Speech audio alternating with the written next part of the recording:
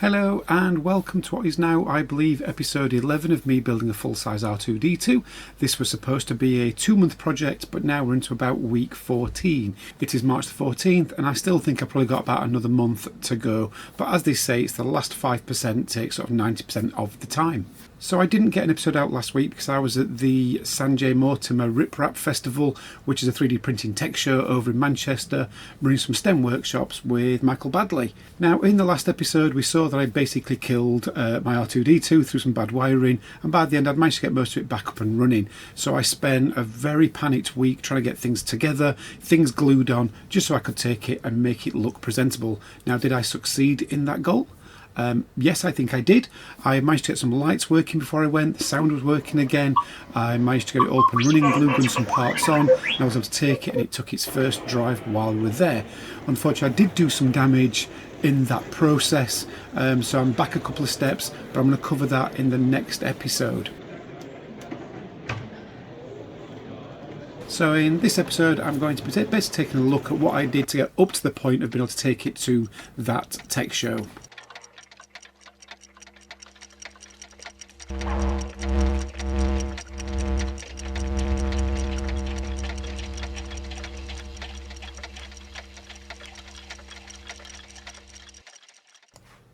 So I'm just using regular filler while I'm filling these joints just to hide the gaps. It's probably not the best filler to use, but it's just what I decided to use because it's what I'd got in the house at this time. I can never decide whether at this point I should play some background music or not, but I'm always worried about copyright infringements and things. And I know sometimes I stop watching YouTube videos if the background music is irritating. So do let me know in the comments below whether you would like music at this point or not.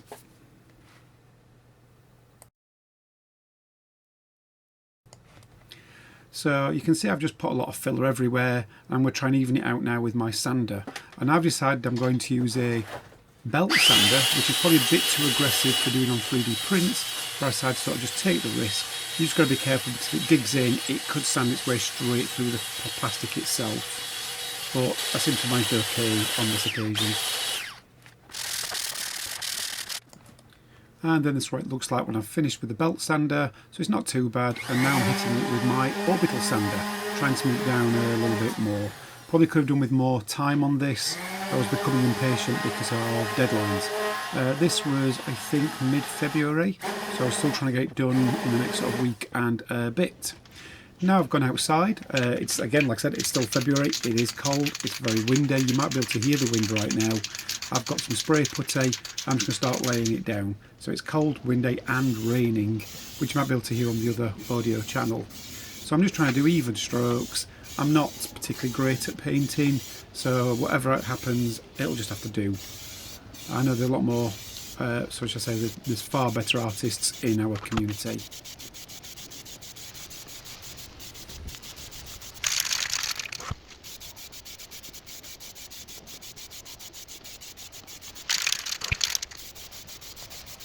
And again, I'm really quite grateful for having a polytunnel in my garden, but it is going to be time to give this up because I need to get growing some plants for this year. But it does create a good shelter, so if you've got space for a polytunnel or even a small greenhouse, it can make a big difference. So now I'm back in the house. This is the spray putty dried, so it's probably a few days later, and I'm just giving it a quick sanding down to try and smooth it off before I go out and now put normal grey primer. I have been questioned why grey primer on top of spray putty. Because I feel like it. I'm not trained in painting, I just simply go with what feels right at the time. So I've gone filler, basically wood filler, cheap wood filler, spray putty, now a bit of sandpaper. I'm just filing out these edges and I'm going to go back outside and I'm just covering it in spray putty that I got from my local pound shop. So this is actually costing about £2.50 a can. So again, just giving it even layers. It is cold, so again I'm going to sort of just do a very thin layer and then leave it for as many hours as I can manage.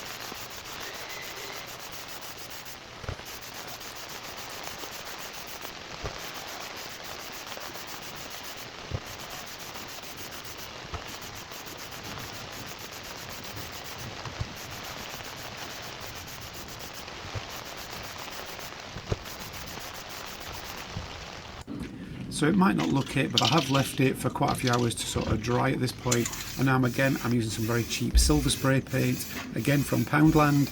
It's just alloy silver, and this is what I just lay my base coat down. I do tend to do a lot of just silver spray before I put my main colour down in other parts, because then if it gets scratched or bumped, it reveals the silver underneath it, so it feels more like metal. I think just looking at that shot just then, I definitely put too much on in one go.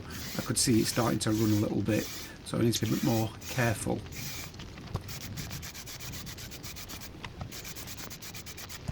So these are the paints I'm just using: Motip spray putty, followed by cheap matte grey primer, cheap silver gloss, and then I've got the Citron Poseidon glue, which is my original can from Halfords. So now I'm going to obviously concentrate on the lower rings. This is now my second set of rings, I think.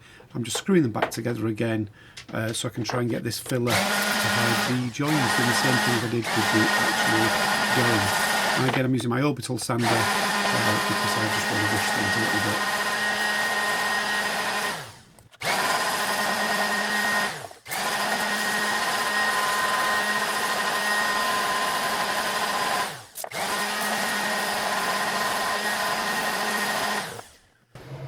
So I've read a few people have had issues with this cracking apart while sanding and painting. I've had the same issue, so I've just screwed in the mag plate in place so I can now sand it, and hopefully it'll take some of that pressure off so I'm not breaking the glue. Yes, I could just use better quality glue.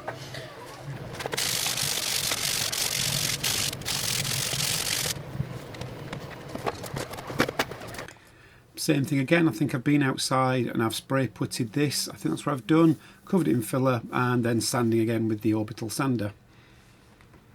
I do sometimes use a foot sander for some of the smaller joins where I can be a bit more precise. Now I forgot to film this little bit, but I just spray painted it in the same silver. Again, I was trying to rush things, so I forgot to set the camera up. Back inside, I'm now masking taping the lower ring because I want to spray paint the upper ring, and this is just blue. It's fairly good quality painter's tape. There we go, so I finished off masking taping, so I'll cut a bit out, wrapping it round and then taking it back outside for some more spray painting. So yep, I'm still using the Halfords paint that I've had in my supplies for the past couple of years. Quick blast of blue and then wait for it to dry.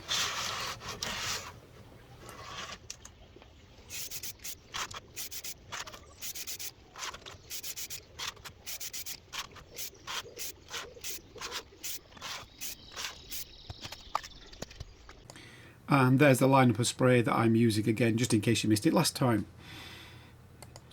So I'm just going to take that masking tape back off to reveal the silver. I'm really pleased with this finish. The silver's nice and shiny still, and I've got this nice blue ring.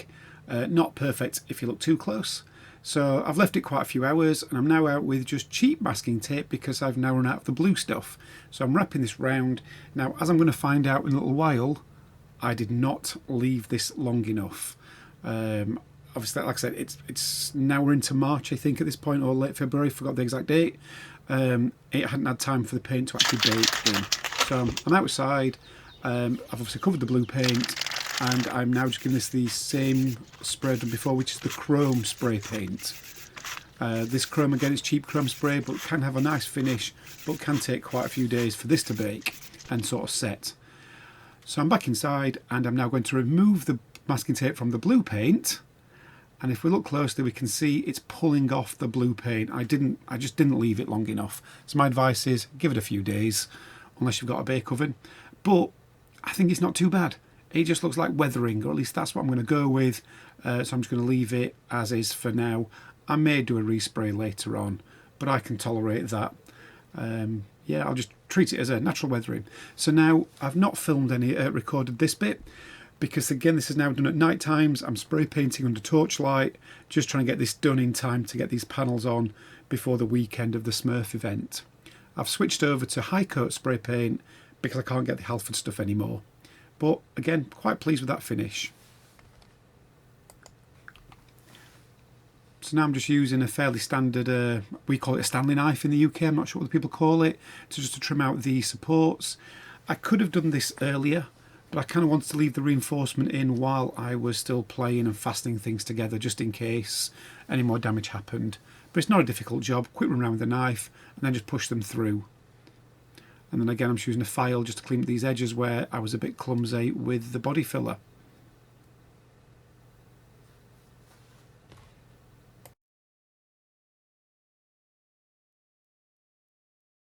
So I'm just dry fitting all the pieces before I try glue gunning. This one's not quite going in, so I'm just sort of cleaning up the edge where these clips go.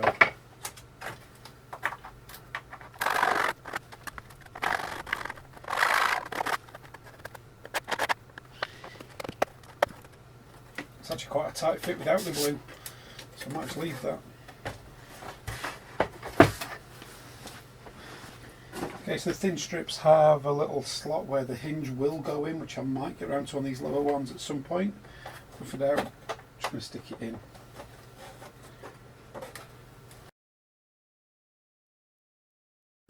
So I am just using a glue gun to fasten these pieces in. It's not great. It didn't survive the weekend. Some of the panels did come off when I hit very bumpy ground. So I'm going to go back and probably properly glue in the panels that I know are going to be permanent, and I'll see about the others that are going to be on hinges over the next couple of weeks.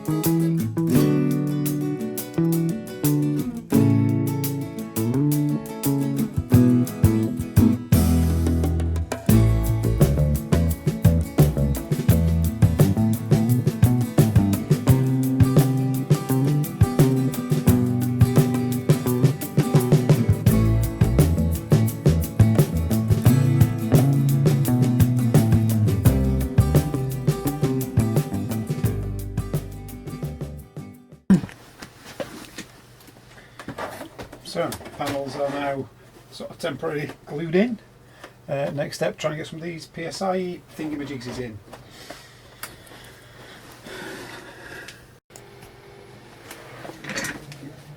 Okay, so I'm just going to put some self-tapping screws from the inside of the dome sort of straight through and into these holes, hopefully.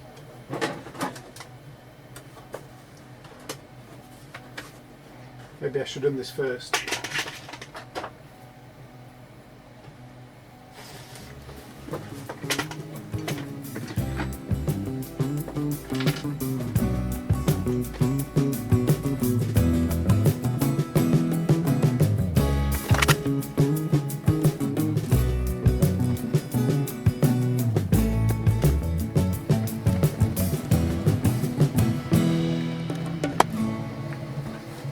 I'm just putting enough out so I can feel the point to align the radar itself.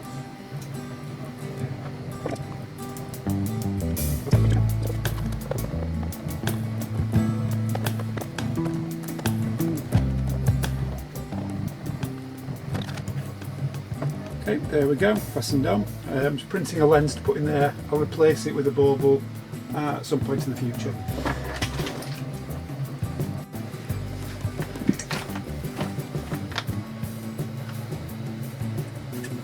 Should just slide in.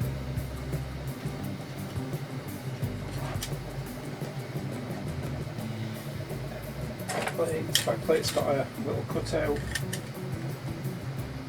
Just slide this ring on. And that locks into place.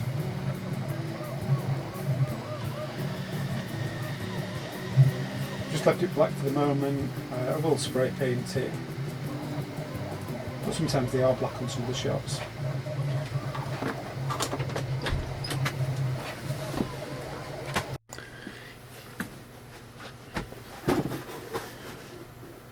I don't know if this is the best approach, but I've just got some transparent pet cheese, so I've printed this for the little buttons for the dome.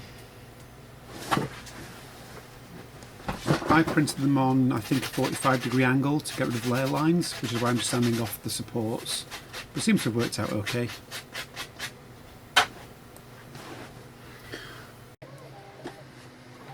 So I'm now working on some of the greeblies and stick-on bits, so this is fairly straightforward. Goes on, and then using some M3 cam sunk screws and a bit of time, and done. So this is where I really did run out of time. I stopped trying to take any photos or filming, got everything glued on, loaded up R2 into the back of the van, got to the event, and it was a really good weekend. After that, I took R2 back to school. For those who don't know, I'm a teacher, so R2 stayed with me in school for a few days. Got a lot of smiles from people's faces, and I'd even overlooking the central area of our school. But now he's back home, ready for some repairs.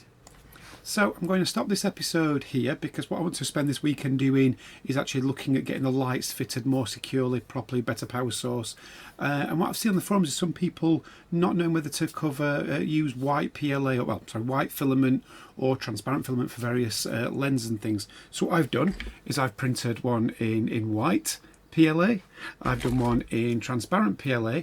Some people say they've used white and then painted the barrels black. So I've decided to, since I've got an AMS, I've decided to print a transparent bottom with a black base, and I'll be showing how I've done that in the next episode, and I'll also show you, if you're not doing it before, how we can do multicolour printing in the bamboo environment. So if you've liked this episode, as always, please remember to like, subscribe. Please do think about sharing this video.